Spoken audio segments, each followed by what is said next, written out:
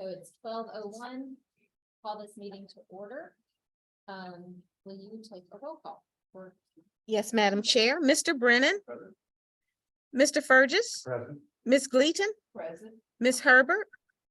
Representative Howard. Mr. Lawson. Ms. Mood. Dr. Morris.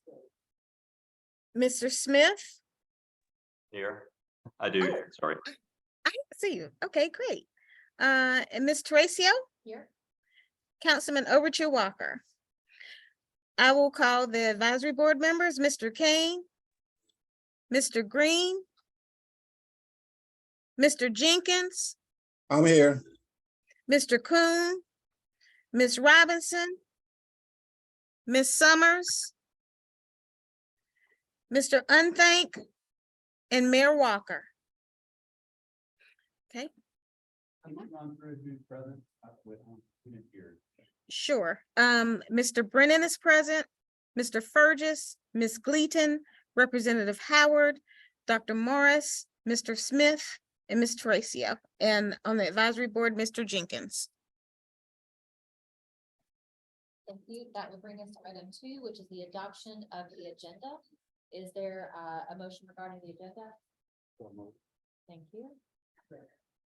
Any additions, solutions, or Oh, it Anything? is, I'm sorry. we have Yeah, the executive I put it on director Oh, okay. item on here, Okay. so that's already been added in. Okay. We will take the vote on the agenda.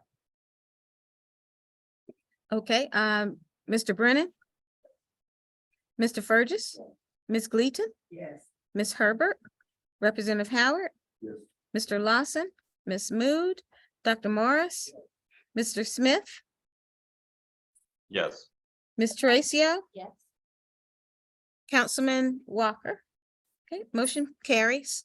Okay, that brings us to item 3, our Midlands Transit Riders Association update. Is Mr. Durst on the line? Yes, he is. Okay, can, I guess we'll just turn him up as loud as he'll go. Yeah, I have him up as loud as he will go. Okay, Okay, thanks a lot, Madam Chair. I know that Ms. Bowers is going to be talking more about the water and food policy for the Comet.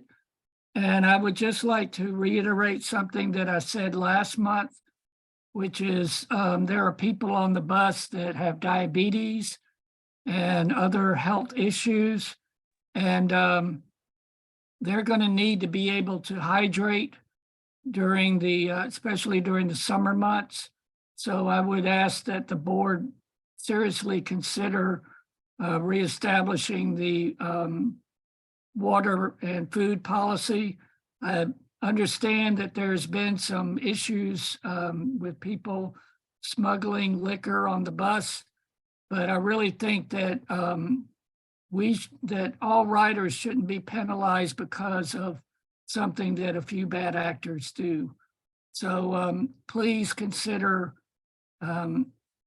letting us be able to drink and eat on the buses. Thank you. thank you. We'll have the call to the public next. Is there anyone signed up to address the board? No, Madam Chair. Okay. That will move us to item 5, our consent calendar. Item A is approval of our April 26, 2023 board minutes, pages 3 through 8. Submission of the invoice check registers on pages 9 through 18. And those are the 2 items for the consent calendar. Is there a motion regarding the consent calendar? So moved. Thank you. It's been moved and properly seconded. Any discussion? Hearing and seeing none, we will, when you get ready, take the vote on the consent calendar. Mr. Brennan? Mr. Fergus? Ms. Gleaton? Ms. Herbert? Representative Howard? Yes. Mr. Lawson? Ms. Mood? Dr. Morris? Mr. Smith? yes. Ms. Teresa? Yes. Motion carries. Okay, that will bring us to item, pull this off, sorry. Make this easier, okay, that brings us to item 6, discussion and action items. So 6A is our on-time performance update. Mr. DeJean, do you want to take up that one? Yeah. Sure. Or, okay, sorry, No, no, Yeah. I'll make a dive on that. Just real quick, just a reminder. May 11, most of the vaccine mandates, also, I want to make sure you recognize Gary Bowers, the employee of the month, who was not facilities, in this area. There's a family man, that's the employee, that's one of the NFL running back, that coach for a while. And also, as far as on-time performance, slightly increased, last month versus the previous month, so good to see that it's still moving in the right direction. Transit guard OTP actually improved as well. Overall, we got a solid month and it starts to rise. That is my report. I'm most ready, but any questions? what was the employee month? And the people online are asking if you all could speak up just a little bit. Oh, okay. And we're still working on the tech in this room, right? Yes. Okay, thank you. We'll try to be a little louder. So that'll bring us to item 6B, our Lucius and River update, is Mr. Harris? Yes. on? Yes, I am here. So we've been working through the public outreach phase of the project. We did meet with the city of Columbia about 2 Mondays ago at this point. And we did receive just a little feedback from them, but from there we have lined up meetings with the Columbia Neighborhood Association and also the Earlwood Neighborhood Association as well. We are working on finalizing a survey that will go out to the riders, and we will have that ongoing for the next 30 plus days. We want to try to finalize the service schedules in July, with hopes to implement and start service by September. So as of right now, everything is moving well. We are going through a QA/QC process of the actual construction of the project. But as we go through that, I provide more information through the service committee and relay any updates to the board as well. Okay, thank you. Okay.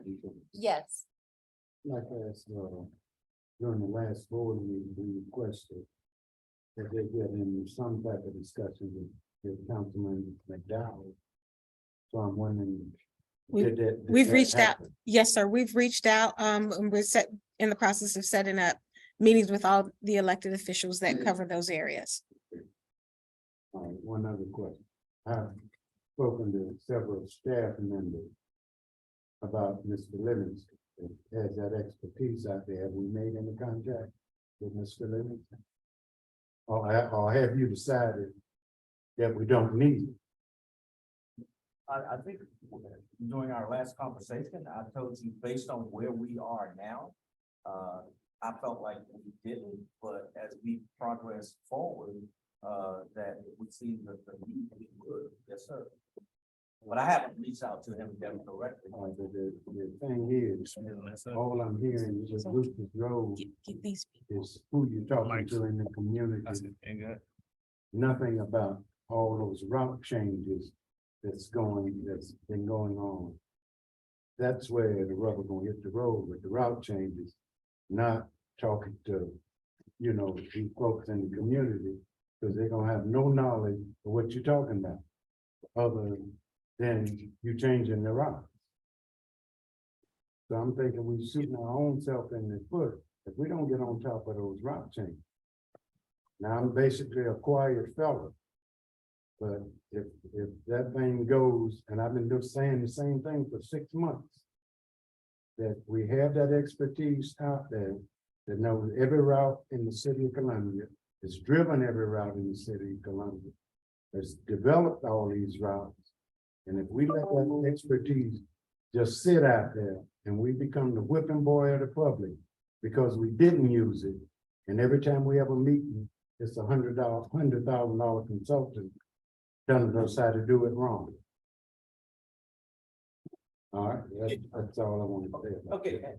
and my point is, if that's the direction that the board wants to go, they need to tell me, because it's not that we're ignoring Mr. Livingston, okay? But I feel that the direction that we've taken, and we brought everything to the board for them to review and to okay. And I think once we do that, that's my responsibility. Now, if the board wants something done beyond that, I think they should just give me that direct. Madam Chair, let me direct- respond to that. Now, you're in charge. You sent out an email with all the route changes. I didn't see for 7 months. I'm vice chair and on the service committee. I didn't see it for 7 months. I have no idea what's in there because I'm not gonna talk backwards when our regulation is that everything that you send to one board member, you send to every board member. Now, you're in charge. So if that wasn't done, that was your responsibility to see that it was done. Am I right or am I wrong? Sure. Yeah, I It went fully out take for- responsibility, sure. It went out 7 months before anybody on this board saw it other than one board member. And so, I don't know. All I'm saying is, I'm on the board, but I'm basically a public activist too. If this thing blow because we putting ourselves where we don't use the right expertise, I'm gonna be the loudest voice in the city of Columbia about it. That's all I'm saying. Thank you. Madam Chair, if I could just add on to that, I certainly agree, with Mr. Burton. And then more than that, let's don't wait until we have a problem. We have people that we know the city inside out. This fire, Mr. Livingston, so forth and so on. We have the individuals that can help us do what we're supposed to do. Don't wait until we have a problem. And I too, like Mr. Burton, see, we're gonna have a problem soon.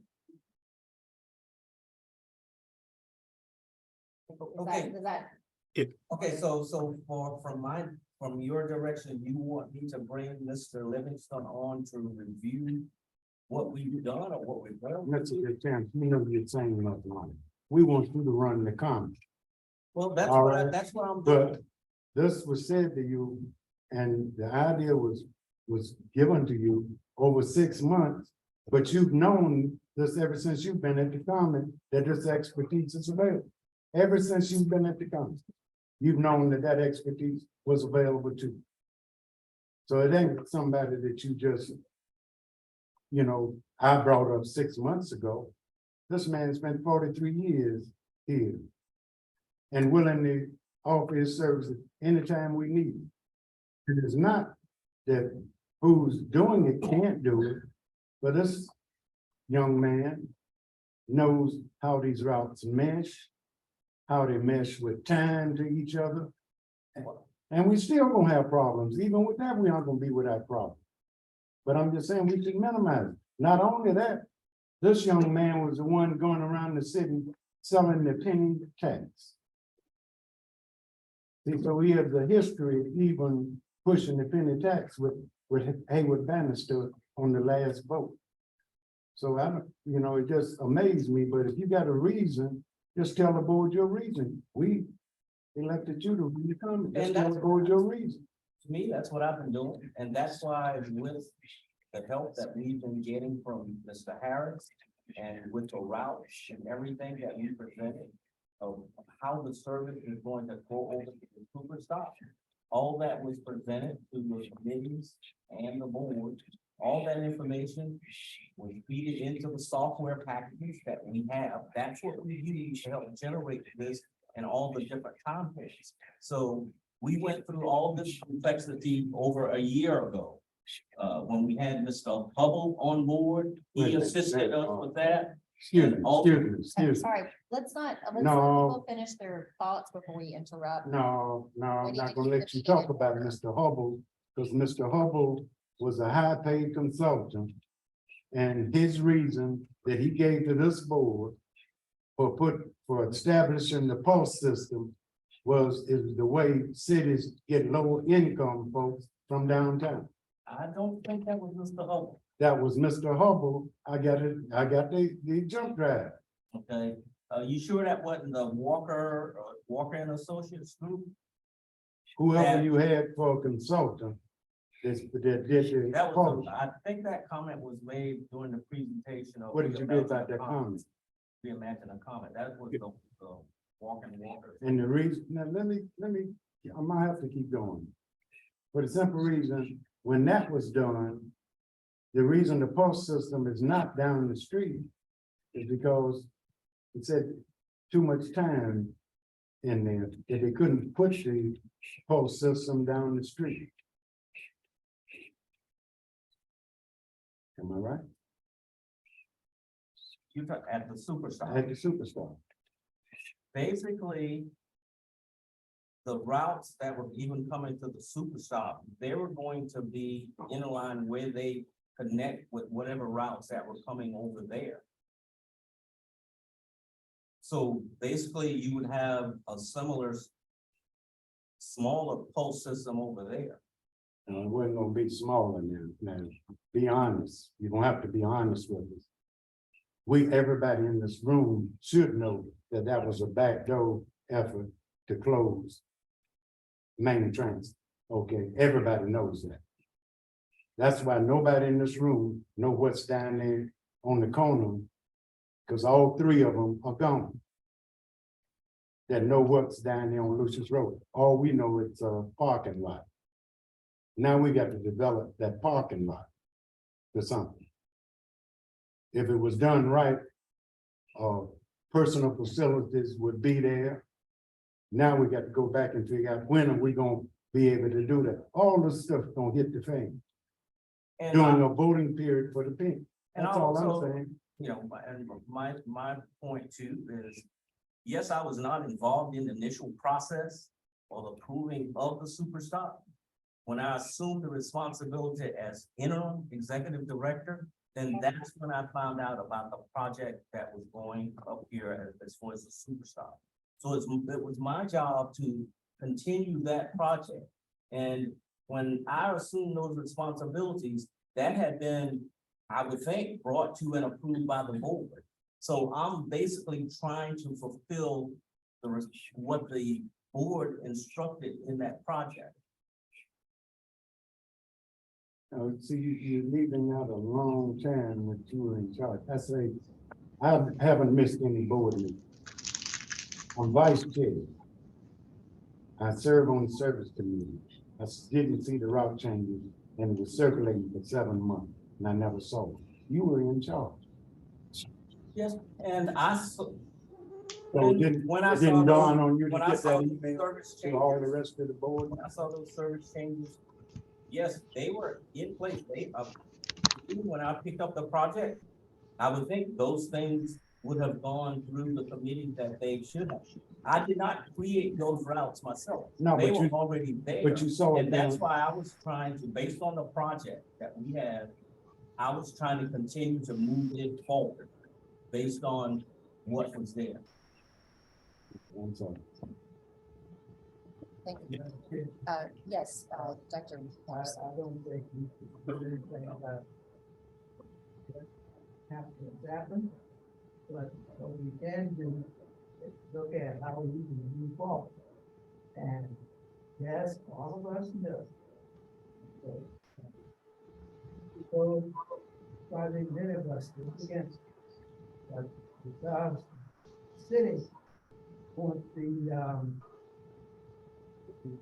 center who's out of downtown, coming went along with it. And, we just know that that's not the right. And we're having a hard time hearing Dr. Morris. Can't do anything about it now. Thank you. I'm sorry. Dr. Morris, do you just want to recap very quickly so those on the line could hear? So what I'm saying is that, we can't do anything about, what has happened. So we need to move forward and see how we can direct them and work together, to handle better. thank you so much, and I will push this button.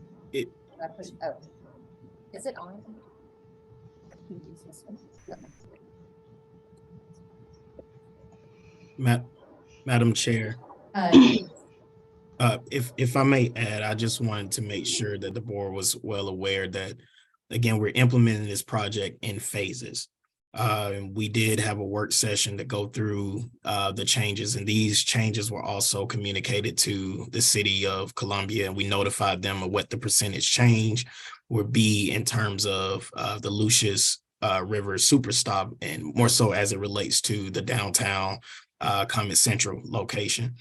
But again, with the meetings that we're going through, we are going to receive the feedback, and I guess the art of the reason why myself, Jackie, Leroy, we came together and the decision was made to do it in phases is because anytime we make the adjustment, when we move into the second phase, we can also correct anything that didn't seem to be right or needs to be improved upon from the previous phase while implementing the second phase. And same thing for the third phase. Anything that we see is just not quite functioning well for phase 2, we will go ahead and make those adjustments and also implement phase 3 as well. We're being very cautious because we understand it's more of a sensitive space, but we want to make sure that we are providing the most efficient service that we possibly can provide. So that's the core of all of our conversations. Excuse me. That's the core of all of our conversations that we have had up to this point. And I'd be happy to go back through the presentation if need be, and what is being communicated to the community if anyone needs a reminder of what has been discussed from the service committee work session to the board, previous board meetings or whatever it may be. So there is a level of transparency. So we just want to make sure everyone is clear as we try to move forward. But in phase 1, there are not significant changes by any means. But we did want to go ahead and start utilizing the Lucius and River Super Stop and not just leaving it idle for quite some time. But again, we're going through the QA/QC period of the construction of the site. And we want to make sure that everything is good to go and we're safe to go ahead and start occupying the space. And we'll let you know more details as we get more information around that. But as of right now, as far as the planning of it, there's a lot of moving parts. And on-time performance played a huge role into that because we wanted to make sure that any adjustments that we make, RATP Dev, they can pick up that mantle and still be able to run an efficient service. We don't have any lapse in quality. But for where we are now, building that schedule is still more so of a process. So we don't want to over communicate what the changes may be too soon without being very confident in the service that we were actually putting out to not only the board members, but also to the public eye. So, but based on the last conversation we had in that work session up to date, what the changes have been more so the same, especially more so in phase 1, but we're still working through improvements. And I'm working with Al, who's more so on the RATP Dev side. He's the run cutter, the person that builds out the schedules, make sure that everything makes sense. I'm working with him to make sure that everything is good and ready to go and to be in place by the time we move into the implementation phase. Thank you so much. And just for the record, QA/QC, what does that stand for? Pretty much quality control. Okay, great. Yep. Thank you so much. And Madam Chair, Yes. I also want to add that we've put this out on social media with the Comet and with Midlands Transit Riders Association, and it's been shared several times so that people know that we're doing a Facebook Live for those who are more digital. Sure. So they can ask questions and we can give feedback, and so they know what's going on. And that's going to be May 31st. That's actually next week. And that will also live on our, will that be public on our like YouTube channel or Yes. something? Okay, so Yes. people can watch it after the fact. Yes. Great. Thank you so much. Yes, But this might have been already updated for the so needed restroom projects out there. Where are we in that process? For the Lucius Road property. Mr. Harris, his hand is up. Did you hear that? I did hear the questions. So we're still going through conversations around it, to be honest with you. So as of right now, we do have a couple of options. It's more so about the time and then the funding. So we're working with all of those moving parts to get something out there. And again, we did mention it to the city of Columbia as well, that this is something that we're working through. But we're trying to get that moving in short order. Okay, thank you. Somebody sent me some information about, restroom facilities that are used by the Portland, Oregon transit system. And I'd like to share that. I think it's the lower impact, quicker delivery, possibility for the city. I'll forward that to the panel. That'd be great. Could that be circulated to the full board as well? Okay, thank you. And I just want to add to that, and I don't know whether Michelle Ransom is on the line. She is. Also, but also too, I think she mentioned in the past meeting that there's some other things that we have to consider. For example, when this project was approved, and then when the scope of work was identified and with federal funding, restrooms were not included.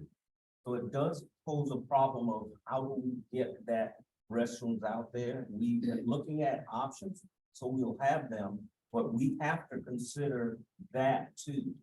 Michelle, I don't know whether you want to again reiterate what we need to be considering there also. No, you pretty much summed it up, Mr. LaChance. The neighborhoods and everyone was told that this was gonna be nothing more than a multiple shelter location, that it was gonna be a super stop, nothing more, nothing less. At that time, there were no facilities included. That brings up different construction aspects. And so that will actually need to be a whole different procurement. We can't just ask the people that are doing the work over there now to just throw in a couple of bathrooms, because that's not what we presented to the public. And I think it was discussed that at these future public meetings, that it would be mentioned to get feedback, and then we would go from there. Thank you. Thank you. Yes, Question, how you not include restrooms? yeah. So Well, none of us were really, or I wasn't a part of this, but it was initially presented as just a glorified bus stop, just a little bit bigger with a little, more shelters, 2 or 3 shelters. And then it became bigger than that, but it's still just a shelter project at this point. As far as doing federal funds and drawdowns, it's the acquisition and installation of shelters and amenities. And to follow up on Michelle's point, when the plans were first designed, I recall, again, many of us, we were not really included when those plans were developed, but for what it's worth, I remember something being mentioned that it was a security issue, and we still have those concerns today, but that wasn't, again, we were not a part of those initial discussions. But there was security issues, and also we have other bus stops that do not have a restroom on site as well. Like Columbia Place Mall, you have places that you can go to, but you don't necessarily have a restroom in immediate distance from where the stop is located. So I believe that was the groupthink at the time when they developed the plans and they decided to move forward. Thank you. Anything further on this item? Okay, no actions needed. 6C is discussion of food beverage consumption policy. I know everybody's excited to get on that. Okay, excuse me, Yes, Madam I'm Chair. sorry. I want to recognize that Mr. Lawson has joined, Oh, thank you for being here, Mr. Lawson. and as well as Mayor Barry Walker from. Welcome. Glad you could join us. Good afternoon, everyone. So during the last meeting, we asked the board to allow us to change the policy of eating and drinking on the bus. So I put before you a copy of our rules of the road. When you open that up, the first panel on that side, you see a red dot. And next to that red dot, that's where our present policy is now, which states eating and drinking is prohibited, provided that you properly dispose of the waste from eating or drinking. All drinks must have a hard top that's secured to the cup. So that's our policy now. And we are having a lot of issues with eating and drinking on the bus. Anything from alcohol, beverage, that's disguised in other containers. Food items left on the bus, spills as well. So anytime there's a spill on the bus, we have to take the bus off the street. We can't leave the spill there. So that's ongoing. I was tasked with. They contacting can't other hear you. agencies. They can't hear you. They can't hear me? Yeah. Okay. So I was tasked with contacting other agencies to see how they handle their food and drink policy. And I contacted 3 different agencies. One is Charlotte Transit, and then Martyr, which is in Georgia, and then Charleston Transit. So Charlotte Transit, they do not allow eating on their bus. And I talked to one of the customer service reps. She said, now we will allow someone to drink water if they need to drink water, but they don't have that written. They don't have a written policy saying you need to drink water. And then Martyr, and I'll read their policy from their website, which I think is pretty good. It states, open food containers are not allowed on vehicles. Open beverage containers are also not allowed on vehicles unless they are resealable. This does not apply to bus and train operators at authorized locations or to anyone giving food or beverage to a child under age 5. So that's Martyr's home. That's their policy. And Charleston Transit,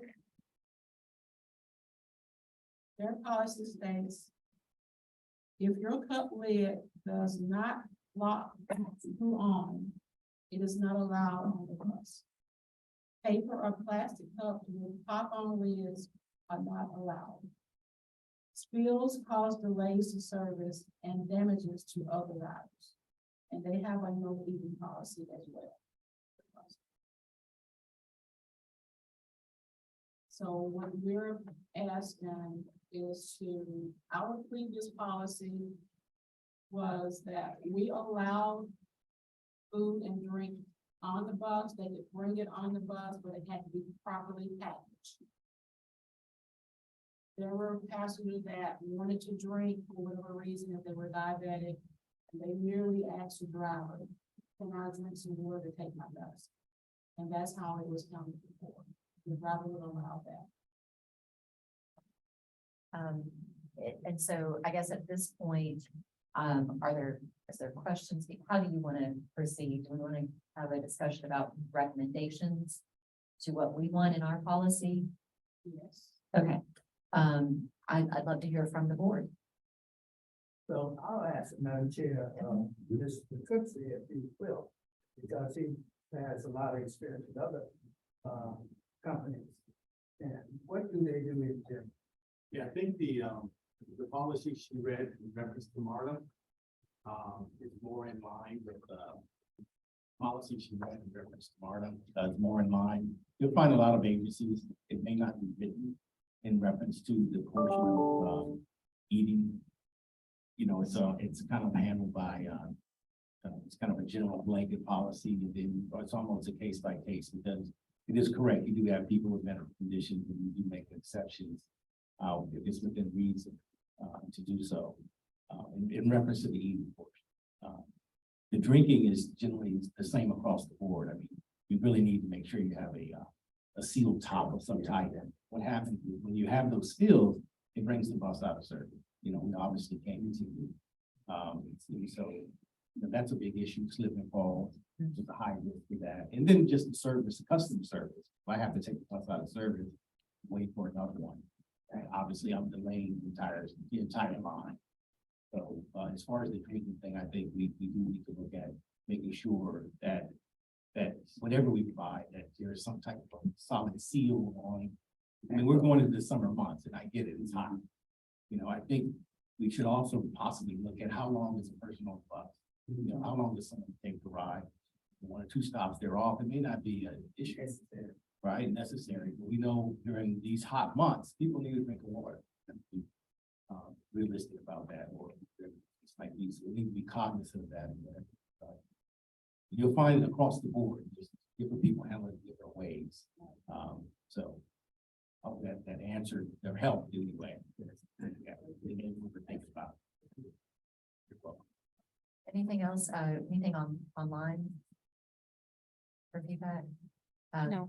To me, it sounds like we need to strike that balance between having a policy that we can communicate really clearly with people, and allowing for case by case basis, events, but also having enough consistency so that if one person gets on and there's a different driver, and now that driver's not going to allow them to have their water or whatever, or have whatever, whereas the driver all the other days does, we just don't want to seem unfair in the way that we're applying the policy to folks. So that's all my feedback. All right, anything else? Do you need motion? Are you just looking for a way to craft a policy to then bring to us? Actually. one Jackie. tomorrow. Jackie. Microphone. I'll read the one from Marta again. I think that will be. So it states, open food containers are not allowed on vehicles. Open beverage containers are also not allowed on vehicles unless they are resealable. This does not apply to bus and train operators at authorized locations, or to anyone giving food or beverage to a child under age 5. Okay. So I think we can adopt that. Okay. I'll entertain a motion to adopt that policy. I think that would sound more reasonable. Okay. That's my question. But I'm sure there's one, we need a motion. I think we do need a motion. Mr. Coops, you want to ask? Okay. So that one portion where it says about a child, Under 5. under 5, we may want to look at, because we do have people with medical conditions. And so we may want to have a piece of language in there that has that, that has something language around that, in addition to that. And I think that way you covered everything. Okay, so that policy amended with those who may have a medical condition that would require a food or drink. I think that's reasonable. Okay. Sounds reasonable to me. Is there a motion on this item? So move. Excuse me, who made the motion? Mr. Burgess? Take it, Chuck.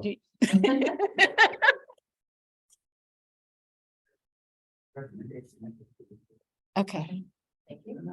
okay, thank Moved you. and properly seconded. Any further discussion on the food and drink policy? Okay, hearing and seeing none, we will take a vote. Hey, Mr. Brennan. Yes. Mr. Fergus. Yes. Ms. Gleaton. Yes. Ms. Herbert. Representative Howard. Mr. Lawson. Yes. Ms. Mood. Dr. Morris. Yes. Mr. Smith. Yes. Ms. Tracia. Yes. Councilman Walker. Motion carries. Oh, I probably should have asked this before, and maybe we could just have it on the back burner, but just wanted to ask about how this will be communicated to our riders. Will we have some kind of new something posted? You have to read this anyway. Okay. It's updated up there, and also go on the website right there. Mhm. You can on the website. Yeah. Excellent. Those are the, and we could push it out on social so that they're aware. Great. Thank you. Hey, good afternoon, everybody. I have one caveat to that. Along those lines, how do we vet or validate people with medical conditions? Are we now going to ask to see their paperwork? Yeah, we can do that. No, we Yeah. can't do that. Right. I'm tracking that we can't. I'm just curious as to what's the plan or the course of action for Yeah. valid. I'll quote our library in this. They use a phrase called radical trust. So we're just gonna have to have some trust in each other. Right.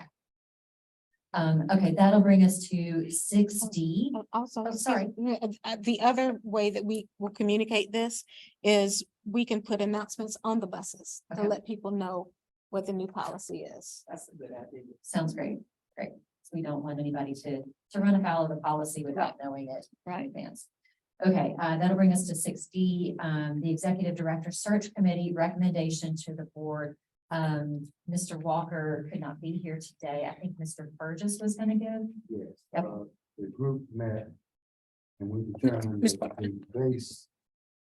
Oh, sorry. Can't get that quick enough. Thank you. We decided and voted on that the salary range that were offered on that will be from 130 to 180. No, 140, 140 to 180. 140 to. Yes, sir. To 180, I'm sorry, 140 to 180. Thank you. And do we need a motion to accept that? Okay. Since it's coming from the committee, I guess it doesn't need a motion or a second, so we'll just, or I guess, is there any discussion on that? I thought you were bringing it to the, correct me if I'm wrong. I thought y'all wanted the board to approve it. Yes. Okay. Right, so we'll vote on it. Is there any discussion before we take a vote? Heard the committee's recommendation. Okay, we'll take a vote. All right, Mr. Brennan, Yes. Mr. Fergus, Yes. Ms. Gleaton, Yes. Ms. Herbert, Representative Howard, Yes. Mr. Lawson, Yes. Ms. Mood, Dr. Morris, Mr. Smith, Yes. Ms. Teresa, Yes, Councilman Walker. Motion carries. thank you. And thanks to the Executive Director Search Committee for really getting to work on this. I really appreciate it. All right, that'll bring us to number 7, our motion period. Are there any motions to bring before the board? Okay, hearing and seeing none, that will move us to item 8, the progress reports. I don't have, so the first one is the chair report and executive committee update. I don't have anything to bring for today. The committee chairs will start with service. So Ms. Mood is not here. There's not a report from service committee because we didn't have a meeting? No. I'm just gonna wait. No report from service, is that right? Correct. Okay. Is there a report from finance? That committee also, No, we didn't have anything urgent, so we decided we're going to next. okay, thank you so much. And we heard from the executive director search committee already.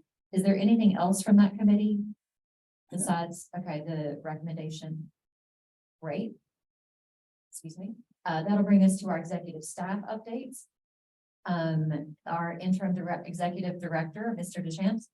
Yes, thank you. To the rest of the board, you can find my report on page 46 and 47. I think a couple items there that's already been discussed, so I won't go into those, but you'll find my report on those pages. One thing I would like to take time to do is to introduce Margaret Whitley. She's our new compliance and contract manager, and we welcome her aboard. She comes with a wealth of knowledge, and she's already identified things that we need to address. And feel very fortunate to have her on board. She's made a positive impact already. And as you all know, from our triennial review, that's always an area that we struggle with. So with Ms. Woodson on board, we look for great things there and for her to get us on the straight and narrow, but more importantly, to keep us there because of the responsibility that we have and what we have to deliver. And with her background as a compliance manager, I think with ENET, and also as a director of procurement with the Department of Safety, she brings a wealth of knowledge. So we will lean on her, and I'm quite sure we'll get great results. And we just welcome her on board. And I think again, another employee that strengthens the staff that we have. Thank you. Thank you. And that's my. Thank you. I appreciate that. Madam Chair, could we welcome her? Yes. All right, something to celebrate.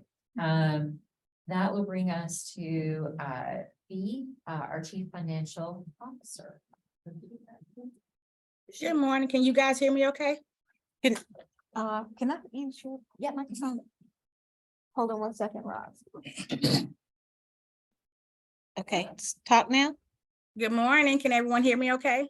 I can hear. Okay, well, good morning. My report begins on page 48. I really don't have much more to say beyond that. If you guys have any questions, I'm here to answer them. I'm out of the office at a GFOA conference. Andy, I'm sorry you're not here, but and in Portland, so our hours are kind of behind you guys. So beyond that, I have nothing more. Thank you. You're welcome. Okay, so that will bring us to our Civil Rights Officer. Is Dr. Prince also? Oh, She's at, asked a board retreat, so that was. okay, great. Well, welcome and yeah. Go ahead. Good afternoon. I'm, as mentioned, giving this report in lieu of Dr. Prince's absence. The regulatory compliance report found on pages 49 through 50 of the board packet is provided as information. The DBE report is found on pages 51 through 54. As an update to the Title VI plan, we placed the document on our website, and as of today, we have not received any public feedback. We will proceed to submit the document to FTA to meet the deadline of June 1st. Pages 51 through 52 are a summary and quick snapshot of all vendors with DBE goals. As of March 31st, 2023, approximately 53 million has been paid to vendors with DBE goals. Of this amount, DBEs received $13.7 million, or 26%. Pages 53 through 54 are relevant to our contractor RAPP Dev, and this contractor's payments to DBEs. Page 53 reflects contract cumulative data from start of contract on July 1, 2020, and goes to March 31st, 2023. The DBE cumulative goal reflects 24%. Page 54 captures for tracking purposes this fiscal year's payments starting July 1, 2022. This ends the regulatory compliance and DBE update. Thank you. All right, thank you so much. That will bring us to our Public Information Officer, Ms. Viner Reed. Thank you, Madam Chair. My report is found on pages 55 through 57 of your packet. And I've highlighted some notable things that we've done in the past month. But I do want to call your attention to that we completed the new SODACAP route booklet with input from the working committee and the businesses and the visitor center. So you will see that and we're getting that in the marketplace. We're still working on refining the landing page for SODACAP so that it's more interactive. People can click on a district and see what's there. And also, I think going around the room is the development of the new route guide booklet for Comet, which all of the routes will be in one booklet. It won't be quite this large, but I'll share this around the table as well for you all to see. And that should be in hand, crossing my fingers, the end of next week. We have a media partnership with WLTX that will debut tomorrow. And we're going to start with the commercials that have been in the marketplace on cable news. And then a month later, we're going to have vignettes to help people learn how to ride the bus and really Comet Chat, talking about all that we do at the Comet. And that concludes my report. Okay, Thank you. thank you so much. I'll just comment that these look fantastic, so Thank you. I'm excited to see them out in the public. And for executive session, there are no items to be considered under executive session today. Unless I'm wrong, okay? Great, and then that'll bring us to item 10, adjournment. Is there a motion? So moved. Moved and properly seconded, everyone in favor of adjournment? Aye. Aye, okay, any opposed? All right, y'all, this may be the shortest comment board meeting we've ever had. I really appreciate your work and we'll see you next month. All right, do I?